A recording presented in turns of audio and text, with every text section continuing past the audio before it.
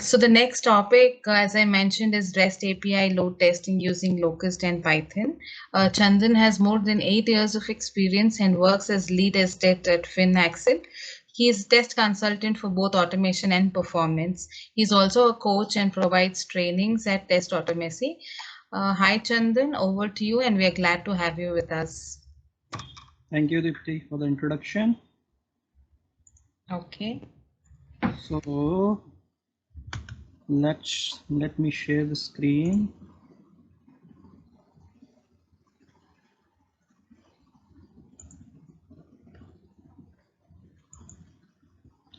Can you see my screen, PPD? Yes, we can. We can. Yeah. Yes. Okay, so hello everyone. My name is Chandan Mishra, as told by Dipti. So I will be giving session on REST API load testing using Locust and Python. Chandan, just 1 minute. Maybe you want to make it as a slideshow. Sure. Cool. Yeah, thank you. Yeah, so what is Locust? So I believe a lot of people already know about load testing and performance testing in APIs. It is like performance testing is one of the main part to do in your testing cycle when you're working for especially for a consumer related application. A API which works for singular or like 10 APIs or 10 users may not work for million of users. So performance testing is one of the main tasks, and where Locust is useful. So it is an open source application, easy to use, skipable and scalable performance testing tool. What differentiates Locust from other tools like JMeter or LoadRunner? Basically, it does not have any UI. So everything you can do and customize using your Python code itself. So you don't have to like wait for any UI to load, or wait for, let's say if you are running 10,000 users in JMeter or LoadRunner and having less system RAM, around 8 GB or something, your system may hang a little bit, right? And think about like million users. So it's very difficult to work with GUI related applications unless you are actually running in the command line mode. But I will tell you where actually Locust is better compared to JMeter, even in when you compare it in the command line mode. So it is very small and very flexible. So it does not have lot of features like JMeter, where JMeter has a lot of advantages because it's been in the main performance testing tool and being maintained by a lot of users, community users, and it can support multiple protocols. But Locust mainly developed for HTTP API or REST APIs, also web services. So here it is like, that's why it is very small. So it does not have very complex code, or you can say a lot of code to handle your stuff. So it is based on top of request module in Python. So if you are familiar with API automation in Python, you must be using request module. So you can reuse your API tests which you have worked on a request API in Locust very easily. And even though Locust primarily works for website and services by default, but by writing your customized code, you can test it for any system and protocol. So it provides a way where you can actually extend any application related to, let's say, WebSocket or let's say FTP servers. You can write your own client, and then on top of that, you can test it. So this, you can write your own code, or you can use Locust plugins also. I will give you the links at the end of the slide.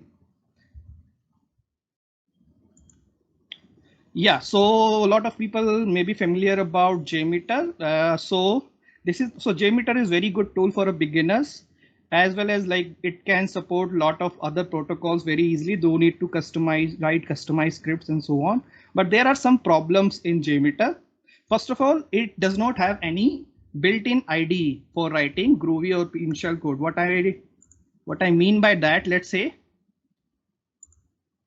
wherever you're customizing something in JMeter, you have to write code in Groovy sampler, right? So here you don't have any auto completion or compiler checks or anything, right?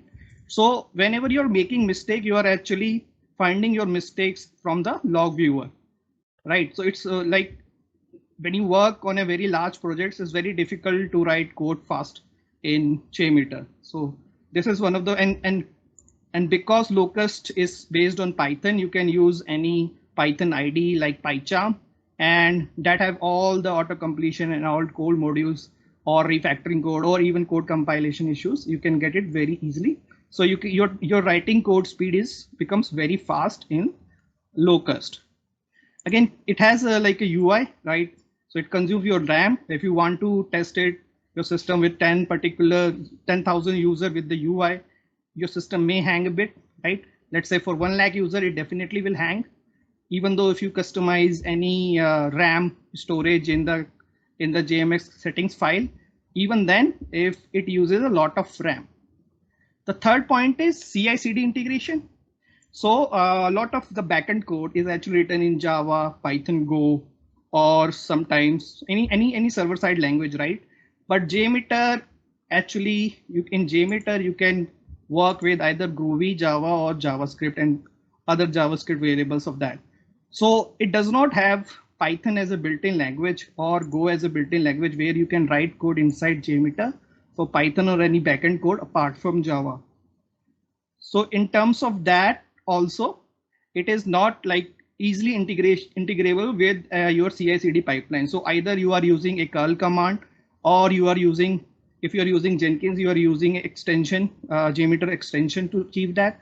But you cannot write the code within the source code itself, right? It's like for Python and Go, it's not possible.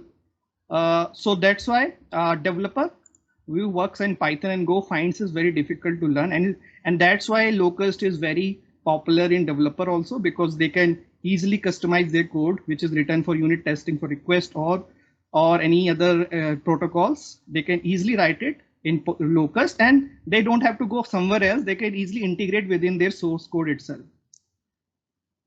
Customization in script requires more time and code. As I said, anything you do here in JMeter, you don't have like flexibility like using as a file or reusability. You have to create a function and then use as a template or function call in Groovy. So it's like not as easily maintainable compared to something like Locust, where you can work as a project itself, Java project or Python project, because it has a structure. You can work with files and modules, and reusability is code is very, very simple and fast.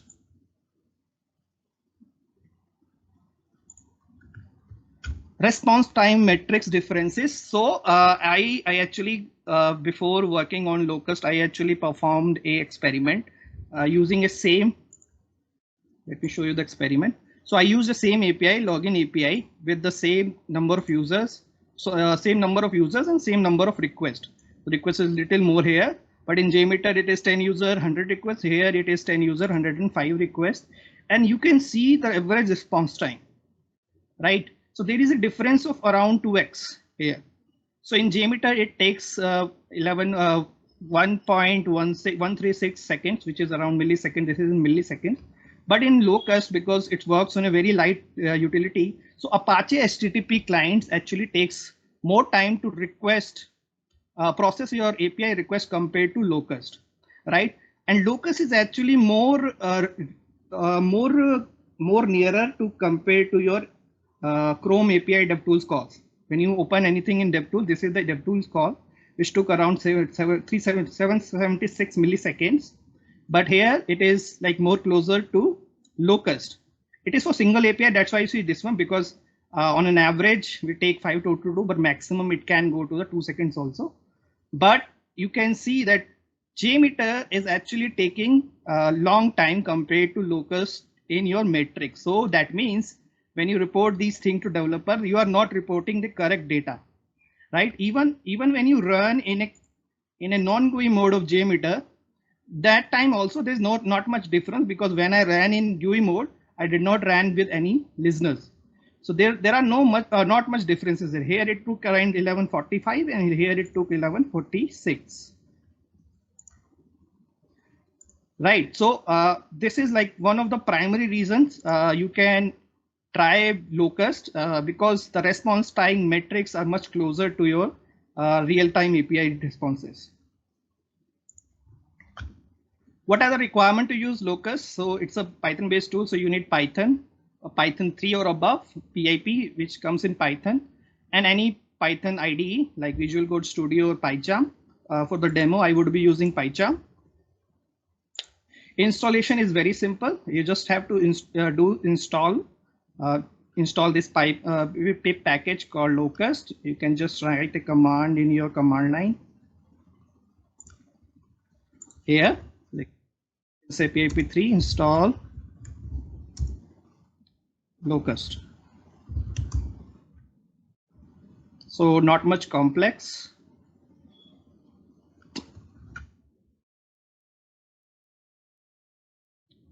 So while it takes time, let's go for the next slide.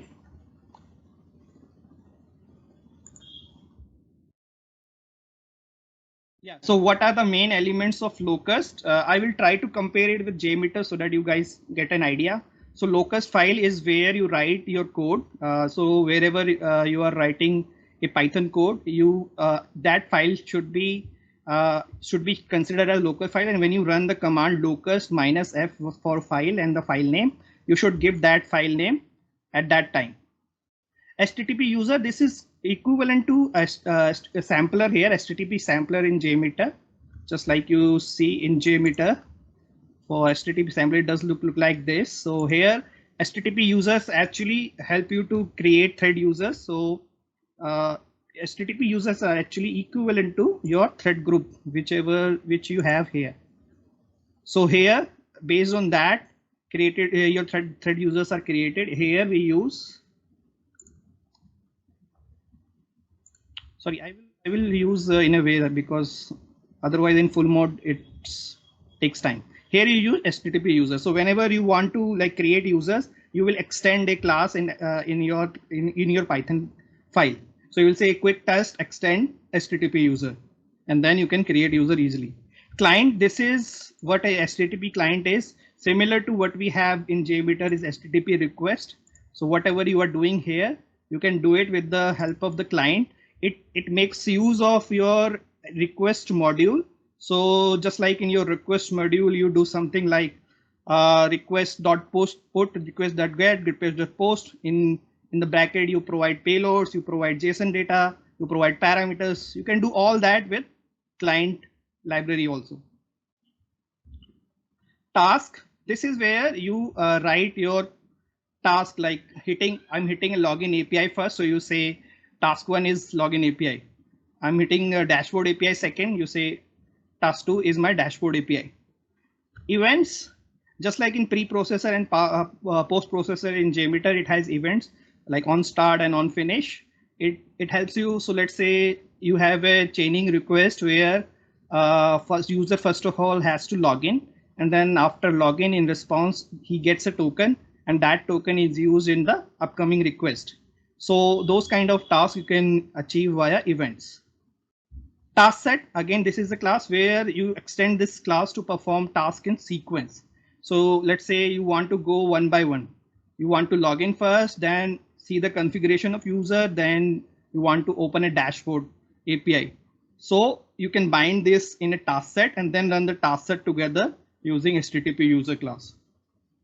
So these are the main elements of Locust. So let's start with demos. So before I give the demo, I want to show you the context. So let's say this is my API, sign in API. Okay, the payload is something like that. Because this is a real application, I'm not sharing the payloads exact data, but you can try with any login API in your application, right? So email is this, password is this, and then to run this application, you just have to do locust -f file. And to monitor application results, monitor results, you can use web GUI at this particular port 8089. This is for web GUI. Later on, I will show you without in a headless mode also. So let's understand a script. So I wrote two scripts, one to show a quick demo and the second to show a chaining request, which is like advanced demo. So as I said, we are extending a class HTTP user. Wait time, this is like a uniform constant timer. There are three types of times in Locust. You can use constant time. Of course, there is a random time which is between, and then if you want, you can use a pacing time also based on your pacing algorithm. So here I said that every request should wait from 1 to 2 seconds. this is my task. If you don't define this, just like PyTest, if you don't have at the rate like naming with test, it does not work. If you don't have any task with task, it will not considered as a locust API request test. Okay, so this is the name of API. So here you can see I'm making use of self.client, and then everything is related to just like request. So I'm saying the endpoint is this login API, JSON payload is this, which is my payload, which is in format. I just changed the username password. And then after that, once the API is hit, I'm storing the data in my JSON data variable. And then because I need to extract the auth token, right? So auth token, let me show you an example in Postman, what kind of response I get. So I get this kind of response. And if you see that in JSON path,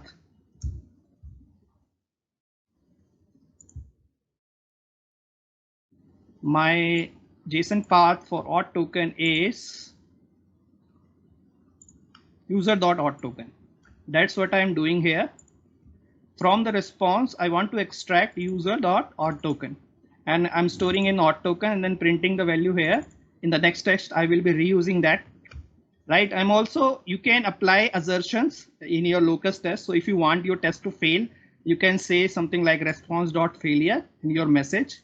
So here I'm saying if the token length is less than 10, fail this request, right? So if the status check is automatically checked, if the status is not 200, it will fail automatically. But if you want more assertion or customized assertion, you can do something like that and make use of response.failure. Response has a lot more methods, like response.status code will give you the status code. So let's run this. So to run this, we will use locust command, locust -f. So our files are in locust file, and then quick test. I think that's it for web UI.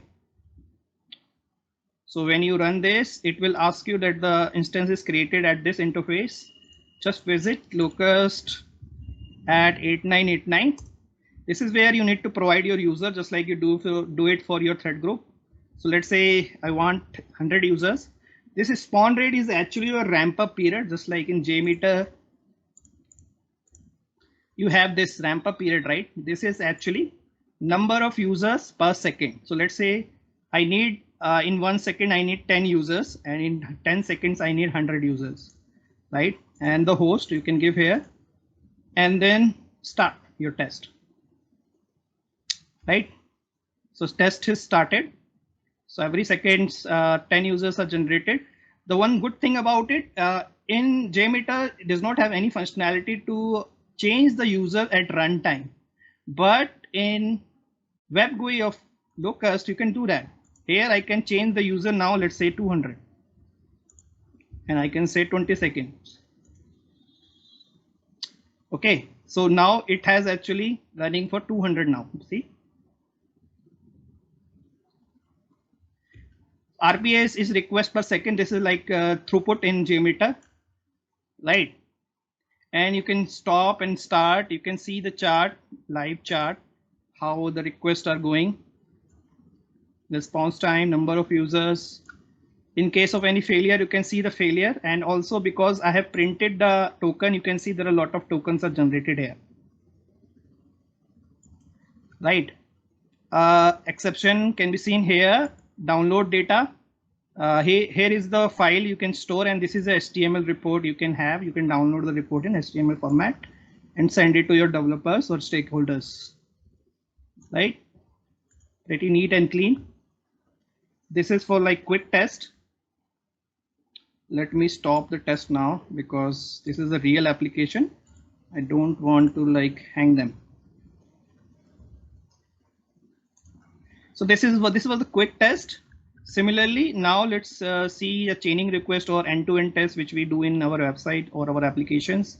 So the demo 2 would be API chaining test. So as I said, from the login API, we are getting a token. So now we need to add this token in a request header as a auth token. So Locust provides client.headers to add any custom header you want. So what we do is basically we will use events on start. On start, we will use login API to get the token. and then we will extracting the auth token from the login response and storing it in a header so that we can use it on later on. So once you added something in self.client, it will be remaining throughout the session. So the second API we would be calling is get configuration, and here we'll be checking whether user is valid or not. So if user is not valid or it is not like available for the application, it will say false. Otherwise, it will say true. And then the third API we are checking is get dashboard API. Here we are actually saying visit the dashboard and see what is the number of count of projects created. This is a project management application, projects created, and I'm checking the project count should be greater than 1.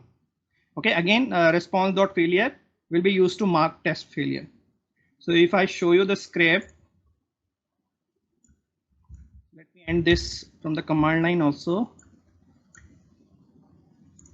This is a script look like. So I've created a method get token. This is where I am hitting the login API and extracting the token and returning the token. And then on start event, I'm saying add two headers. One, content type is equal to application JSON, just to make sure that it works only with JSON. And then content type headers or token, which I'm getting it from this get token method.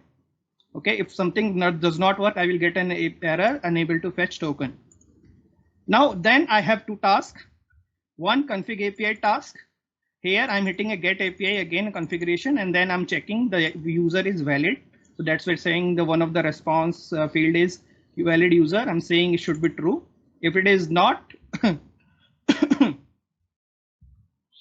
then show the error. Similarly, if the card count is less, then show the error. Okay, and then because this is a chaining request or sequential task, I'm using task set class, right?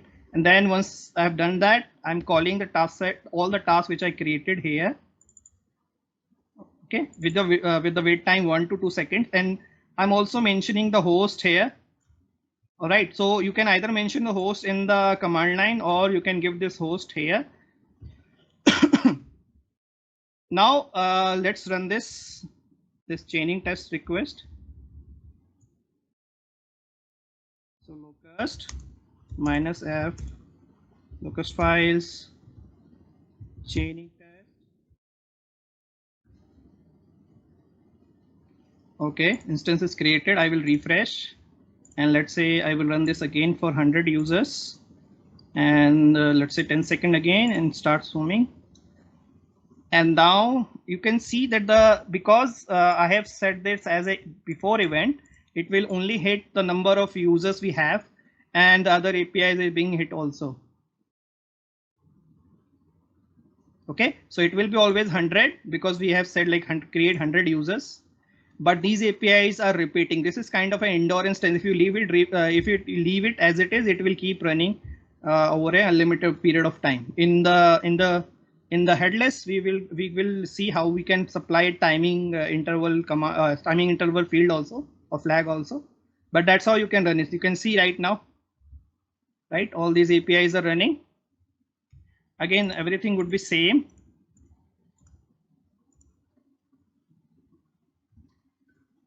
Let me show you like by doing a mistake, if some mistake is done, then what happens. So let's one of the API change something.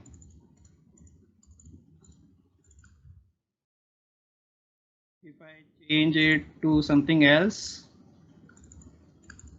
and run this again, you can see what API responses are in case of errors.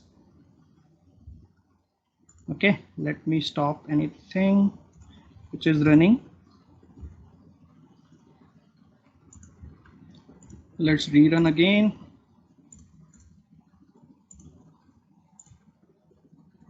So configuration API will throw errors, right? Here you can see this is throwing errors, and now you can see what is the error. All right, and here you can see in the line where you are getting the error. Okay, you're saying task at the task.py line 25 there is an error, 204 there is an error. Similarly, you can get the failure CSV where you can see the failure exception very clearly. All right. So this is how you do it. Load testing of single test and multiple test, end-to-end test. And what else is the, yeah, so you may want to know how to run it in headless. Headless is simple. Because we are running in headless, we have to give the time and users, whatever we are giving in the UI, we have to give it. So in headless, the flag is headless. And then U for users, you can supply users here. R for ramp up time or spawn rate, you can supply here. And then runtime. Runtime is because we have to end the test. Otherwise, how do you define? Because in UI, you have like stop button. How do you do it in headless mode? So you can supply the time here in minutes. So let's say you can give like 60 minutes for running 1 hour, 1 minute for running one minute. And then all the files which we are seeing at here, you can generate with the, so when you say /csv example, all the file will be generated with this particular tag or this particular file name. So let's run in headless mode.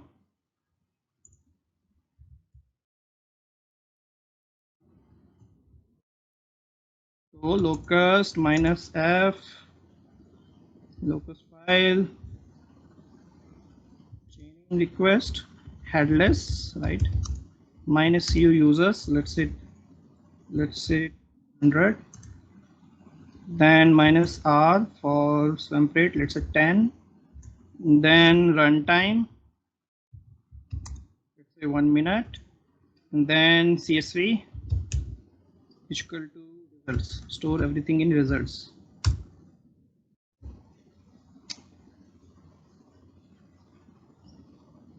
Okay, because there are errors in configuration, it's throwing error also, but it's running and it should stop after 1 minute.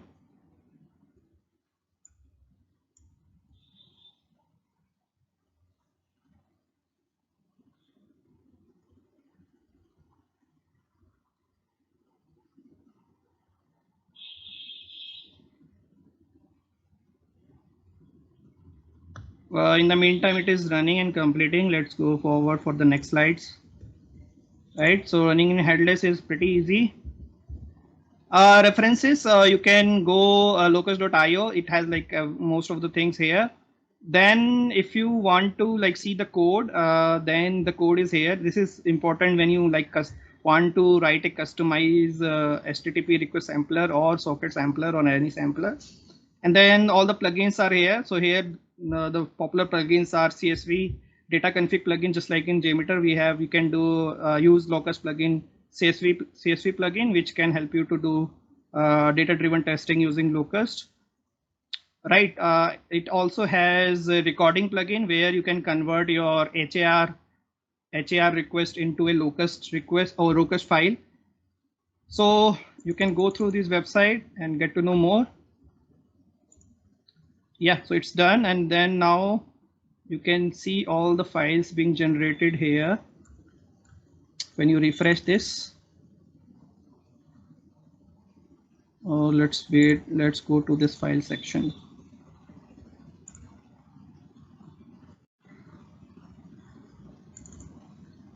Here you can see all those files which were there. So here you can have your results, all the result stats, right? So that was it, like demo is done now. Thanks, Chandan. We have a couple of questions. In case of headless, can you still check things on dashboard of Locust? No, we will work only with the web GUI commands. If you're running in headless, you have to see the logs, and then later on you can see the data in the file, results file. But headless is not that required. Headless is mostly for CI/CD. When you are running within your CI/CD pipelines, then you need a command. So headless is for those kind of tasks. When you are doing on particular server or on particular system, you should use web GUI, because web GUI is not using your locust code timings. Like in JMeter, listeners are actually using response time, right? So when you do it when you run it in JMeter in GUI mode and non-GUI mode, you would see some difference because of listeners. Here, locust web GUI is not using your listeners. So that's why when you're working with system, single system or AWS system, you should run it with web GUI. But for a headless mode, you should run it for a CI/CD things. And then in headless mode, you have to like depends upon your file result data, whatever you get in this. Sure. Am I Okay. being clear? Yeah. Thank you so much, Chandan. Can you please confirm if my screen is visible? Yeah, so I think this is it about like connect with me. You can connect. These are my LinkedIn. You can find me on LinkedIn as Chandan Mishra. On YouTube and web, my website is test.automasi. Questions I can take now. I have to stop. Yeah. So we are like 5 minutes past the time. Audience, please, the link has been shared on the chat. Please help us fill in the feedback for Chandan's talk. And if you want to connect with him on LinkedIn, I think the API Summit website has his LinkedIn handle. So please connect with him there. Chandan, thank you so much for associating with API Summit 2021. It was great listening to you.